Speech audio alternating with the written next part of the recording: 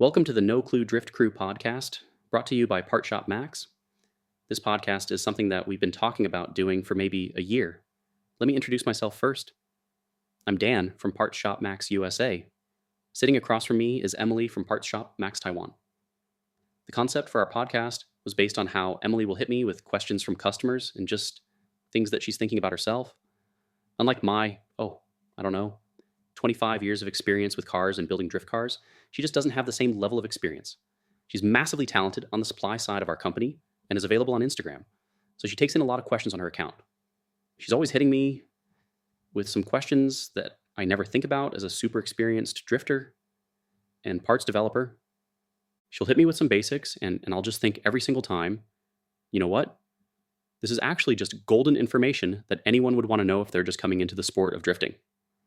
So that's why her questions are really valuable for any young guys coming into the sport. I'm happy to take on any questions from our audience and go over those in future episodes as well. Since this is our first episode, you'll have to bear with us just a little bit, since we're just getting started with some basic equipment. We've got some Logitech mics. We've got some Bose Bluetooth headphones, which have the worst possible latency, so they're just hanging around our neck right now. I've got some multi-track audio being recorded in Adobe Audition, which the computer seems to have a lot of trouble figuring out. I've got a virtual mixer called Voice Meter going. We'll figure this out as we go, but let's hear something from Emily. Hi, everyone. Welcome to our podcast. As you know already, every episode, I will bring the questions that a lot of us are curious about, whether you are just getting to drifting or you're already in deep. So, Dan, are you ready? I'm totally ready to ask my first. I was born ready for this, since all I ever do is talk about cars every single day of my life for many, many years. So, yeah, nothing can faze me. I could pick up the phone or answer an email, and I never know what I'm going to find. So, yeah, you could just make it rain. Okay, so my first question, I believe everyone will be also interested. What kind of cars do you think are best for drifting? Well, first of all, not a Honda Civic. So, we got to have a rear-wheel drive car, and the cars that we know and love, that we've specialized in since day one, are S-chassis Nissans. So that's what Parts Shop Max has been doing since day one. That's how I was introduced to drifting, is in SK-san from Parts Shop Max Japan's S13 in his local Mountain Touge run at night, which he knew like the back of his hand. That was my first introduction to drifting, so naturally I was gravitating towards S-chassis Nissan. So that's how I ended up acquiring a S15. Lately, as far as Nissans go, clearly the 350Z Z33 is like the new S-chassis, because that car has been affordable for a long time. S-chassis are kind of turning into a nostalgic car now, so it's a really weird space when the car that we used to specialize in is now beloved as a classic car, which makes me feel old. Laughs. But also, up there on the top of the list is the FRS, GT86, BRZ, also the BMWs, E36, E46. Insanely popular. So those are all great cars. Toyotas, like the IS300. People absolutely love those. We got some Mazdas we make awesome parts for as well. Those are the classics. There's some people that like to do drift weird cars to be unique. But it's hard for us to support stuff like Fox Body Mustangs just because a few guys totally love them. It's hard as a parts company to support that stuff. So your answer makes me want to ask you, how do you make the decision to build the next car? How do you choose? When I was getting started, I would choose a car based on its level of aftermarket support. Learning about cars and building them, it's hard, it's complicated, it's expensive. So at least if you have some proper aftermarket support, then you know that you're going to be able to build that car step by step. If it's supported by an established brand like ours, then you know that there's tons and tons of people out there with knowledge. Even if you're too shy to pick up the phone and call us, I really hope that anyone would just drop a DM, drop an email. If you call Tommy in the office, just know this is what we do because we love it, and I really hope that people will just direct their questions at us directly because no one knows more than us about putting in our parts or adjusting them. If you look up things on YouTube, I can hardly watch customers' YouTubes because I just see so many cringeworthy mistakes in those. I appreciate that they take the time to post up YouTubes, but they are filled with mistakes. I do find the time to make a YouTube, By the way, I have this crazy idea for my latest daily driver. So I have a YouTube build series on the Tesla Model 3. I make mistakes in there. But I make a point of saying, this is what not to do, learn from my mistake, and then I redo it correctly. However, sometimes you'll just see like completely incorrect shit on YouTube. And then, if you're lucky, you may notice a little note on the bottom. Sorry, guys. Thing is, I installed it upside down. I put them in right side up.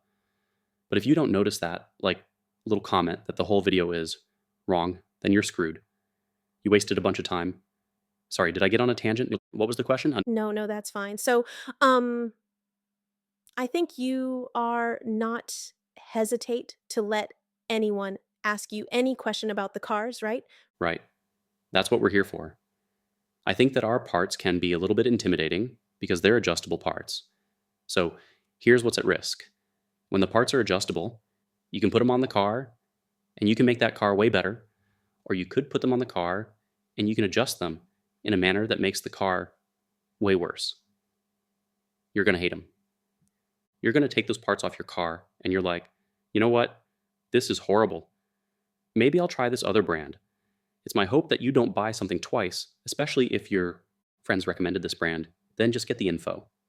Try out a couple different settings before you spend money twice. I'm curious, since you design the car parts and you definitely have so many competitors, how about like when the customer says what's the difference between this coilover brand and your brand, and how will you tell them? Oh, like what's the difference between us and someone else? Yeah, right. Well, 18 years ago, when we were just starting out, people would ask that question quite often. I think you should never ask a salesperson if their stuff is better than the other company or not, because it's their job. So they might be biased about the information that they're giving you. So when time went on, our parts were out there so much that basically the only reason why people are even contacting us to get a set of coilovers is because their buddy that they trust because they've been friends with for years. He did his own research, bought the parts, has been running them on the car, wrecked his car, got replacement parts from us, loves our customer service, and therefore wholeheartedly recommends our stuff. By the way, we don't sponsor anybody besides Formula Drift drivers. So if people have the parts on their car, this is genuinely what they want to run and what they would recommend to anyone else, and you'll never find any recommendations that are paid. Our reach is totally organic. We could dive deeper into the reasons why I think that our coilovers are very innovative in a space that is just full of the same old stuff that hasn't changed in 20 or 30 years. But generally, you get these just because it's what your friends run, and I think I'm proud of that. So I never really have to explain like a salesman about why you should send us your money since your friend already told you. Okay. And since this is our first podcast, do you have any suggestion if I want to become a drifter in the future? What will you tell me? I think it's all about just taking those steps. So like which parts you would get for your car first? Oh, that's a good question. Or do you mean like the end game? Yeah. Like a roadmap to like the professional leagues? Yeah. That's deep for our Stupid Questions podcast. Just ask me dumb questions and then, don't ask me about the whole entire career path. Maybe we can go deeper in the future. When people buy parts, they start out to lower their car so it looks cool. Okay. It's just kind of like a slippery slope from there. So that ruins their alignment. As soon as you lower the car, you have a bunch of extra camber. And that one you can see, like you can see that thing leaning in. But what nobody can really see is when the toe is screwed up. So the toe alignment being out, it really destroys the tires just as much as camber. But the camber is the one that you notice. So maybe the camber arm is the one that you buy first because you're just like, dude, that thing is so cambered. Toe, at least in the front, you don't need to buy anything to fix that besides maybe some toe plates and a couple of measuring tapes. And then you can get your toe correct on your own without buying any replacement parts and installing them in a car. The guru advice on what you might want to do first would be totally different. When you take your completely stock car out for drifting for the first time, you know what happens first? When you go into the turn is that you start sliding across to your seat and you start gripping the steering wheel with all your might so you can hang on for that ride. So what would really help you out in being able to control your car, even without any aftermarket parts on it, Or even before prepare it for drifting would be a bucket seat. That'll hold you in place. And that'll make sure that you're able to pilot this car safely without a death grip on the steering wheel trying to like save your own life from sliding across the car and hitting the center console or the door. Wow, that's the first time I hear people saying that. I actually learned that from SK-san. Ooh, SK-san would teach people that, so he's the OG, the original. professional. Yeah, I'm inspired by him, so I can only pass that guru knowledge on if it's that solid. And it is, yeah. Mm-hmm. Okay, that's the throwback. Mm-hmm. During your conversation, you mentioned about a few words such as like a camber toe caster. So what is those things? Sure, those are the geometry settings that give the car its proper alignment. So I said something about proper tire wear, but it also changes the car's character.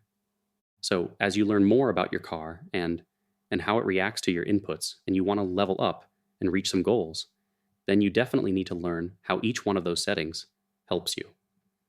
Initiate the drift and control the drift. That'll be different on a track car and on a street car. With these adjustable parts, you definitely need to learn what to do in order to make your car better because you can make it worse. I believe I remember the first day I knew the words like a camber toe, caster, KPI. Ooh, KPI. Yeah, That's so high level. it's blowing my mind. I have no idea what they are doing. And all I know is they definitely setting our tires and helping us get some grips. Yeah. Or helping us like when we try to setting like how fast our horsepower, like how much horsepower we have, they are all connected. Can you tell me more about this? How many degrees you want to set to your camber and toe? What's the difference? You mentioned horsepower as one of those things. Ever since the pro level of the sport climbed to such a high level, everybody's running V8 motors in their car or a really high output 2JZ. Those are the main options. So when a lot of people think about building their car for track use or for competition, or if they're inspired just by seeing the pro level stuff, they think that they have to put in a V8 motor or any kind of motor swap in right away. They don't think about the suspension first, but if they did, they would have a lot more car control. Overpowering the rear tires, it's a pretty easy form of initiating a drift, but it doesn't really take any skill.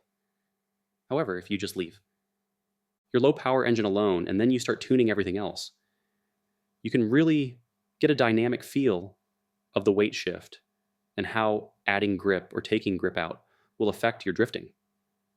I think that you can become a much more skillful drifter way faster if you don't just go swapping the motor as step one. On a low power car, you would need to take some grip out in order to make it easy enough to spin the rear tires. So for that, you're going to be adding rear tire pressure, and maybe you would go with like a rear toe setting that is either 0 or maybe even like a little toe out to help initiate the drift. Handbrake is a super important control point. That's indispensable, and it's not as expensive as a motor swap. It's definitely an important initiation tool and control tool during drifting. So those are good places to start. I see. Thank you for your explanation. All day.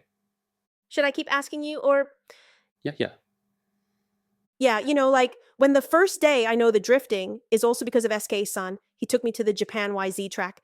So we just drifting with everyone. So the most exciting thing I still remember is when SK-san crazily like a drifting, and at some point I can just see the cars behind me, right? When we Oh, because you're going sideways.